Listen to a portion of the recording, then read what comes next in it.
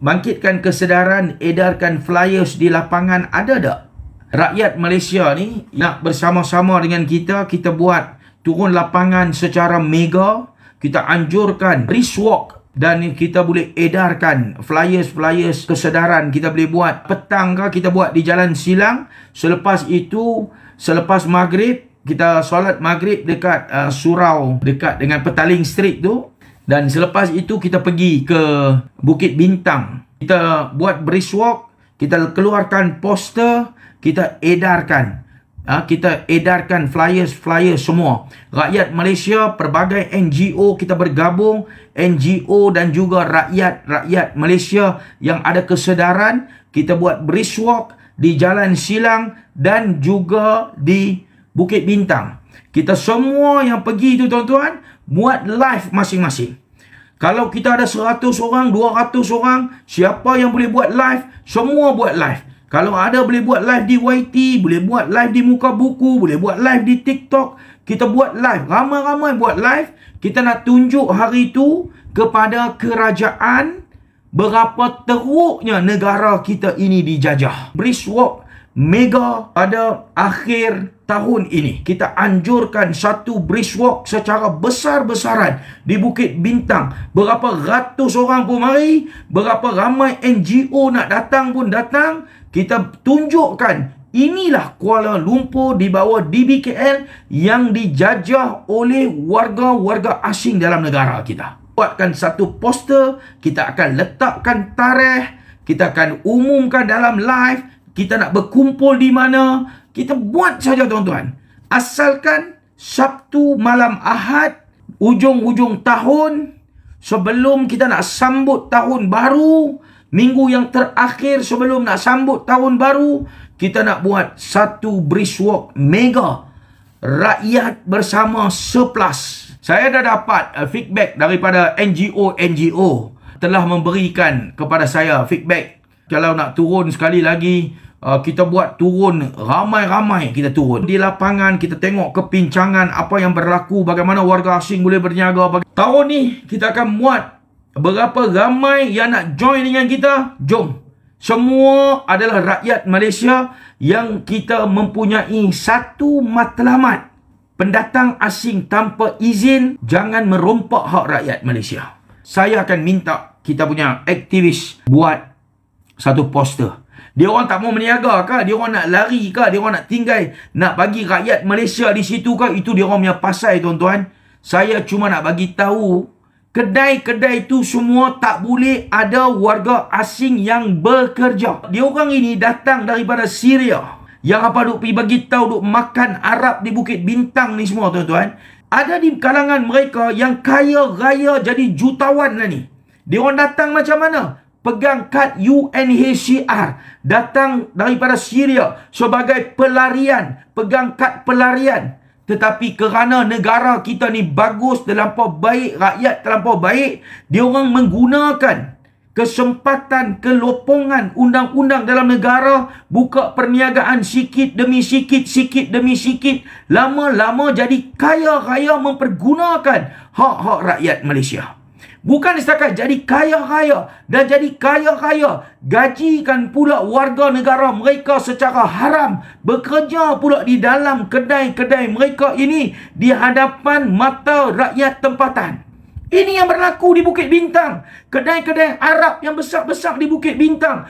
Tauke dia, permit pun tak ada tuan-tuan. Tauke dia tu pakai kad UNHCR saja. Tapi sekarang ini tuan-tuan, jadi kaya raya. Mungkin dia orang boleh buat My Malaysian Second Home, MM2H ini. Dia orang boleh buat, dia orang ada duit, dia orang kaya-kaya. Tapi saya nak bagi tahu tuan-tuan, walaupun tauke ini tuan-tuan dia buat MM2H, My Malaysia Second Home, tetapi pekerja-pekerja dia di dalam permis pekerjaan dia tu semua tidak boleh ada warga asing tuan-tuan. Tak boleh ada. Ini undang-undang dalam negara kita. Kenapa pihak berkuasa tidak ambil tindakan? Kenapa Jabatan Immigration tidak ambil tindakan? Biarkan mereka ini berniaga merampas hak-hak rakyat dengan bebas. Pergi ambil tindakan. Dia tak boleh ada di dalam permis itu pun. Pemegang-pemegang kad UNHCR ini tak boleh bekerja.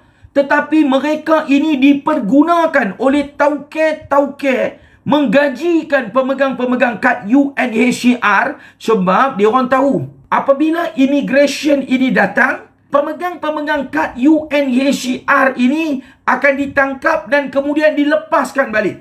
Ini kautim, tuan-tuan. Tindakan macam ni adalah tindakan yang kautim, yang setting dengan penguat kuasa yang ada dalam negara kita. Dia orang tangkap pemegang kad UNHCR bekerja.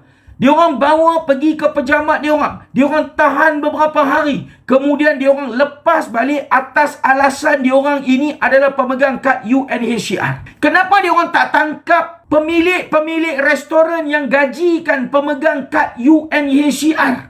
Pemegang-pemegang kad UNHCR itu adalah pendatang asing tanpa izin. Mereka ini diberikan kebenaran atas budi bicara, bukan melibatkan undang-undang dalam negara. Budi bicara sahaja. Atas dasar kemanusiaan, kerajaan memberikan budi bicara kepada pemegang-pemegang kad UNHCR untuk tinggal dalam negara kita ini, tuan-tuan. Tetapi majikan-majikan yang dah jadi kaya-kaya mempergunakan pemegang-pemegang kad UNHCR ini sebagai pekerja-pekerja mereka.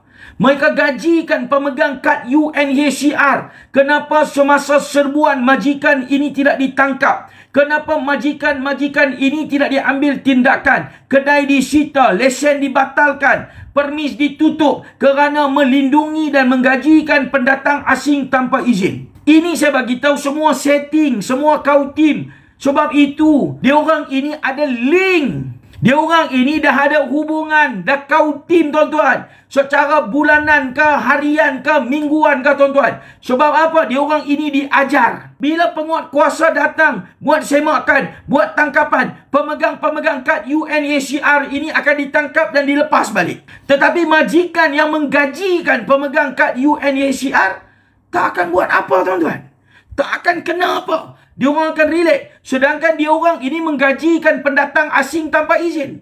Inilah penindasan yang berlaku dalam negara kita. Inilah satu bentuk penindasan yang dikenakan ke atas rakyat tempatan, pekerja-pekerja tempatan, peniaga-peniaga tempatan. Ini semua lesen di Alibaba, tauke warga asing. Gunakan nama rakyat tempatan. Ambil pekerja, pemegang kad UNHCR, bekerja dalam negara, bolot ekonomi, rompak subsidi, tindas rakyat tempatan, tindas peniaga tempatan, habis kaut hak-hak rakyat tempatan dalam negara kita. Kita hanya senyum saja. Rakyat kita hanya senyum saja. Sebab itu hampa tengok Syria mai ke dalam negara kita.